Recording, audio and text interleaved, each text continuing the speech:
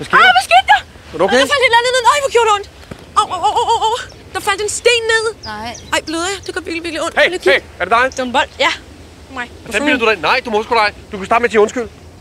Jeg vil ikke sige undskyld. Nej, jeg siger, så giv en undskyld. Du går over og giv en undskyld. Hvad siger der? Ja, din dreng står og tyrer bolden ind i hovedet på os herinde. Ja, rolig. Han kommer jo for at hente den bold, du står og trækker i. Slap dig ud. Undskyld, Krøllebølle. Jeg kan slet ikke forstå, hvad du siger.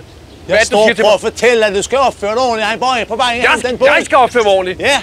Det er sgu da din lorteunge, der har kastet en bold ud min kæreste. Det er da ikke mig, der skal opføre mig ordentligt. Nu har han gjort den vilje, måske. Det vil da skide på, hvordan han kører. Der kan da godt sige undskyld. Det ramte mig lige. Jeg skal sige undskyld alligevel. Jamen, man kan ikke gøre på noget. Kør på en ordentlig måde.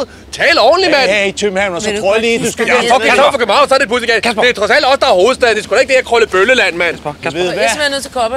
Prøv lige at dæmpe dig lidt. Hold dog din kæft. Vi får ikke lov til at købe huset.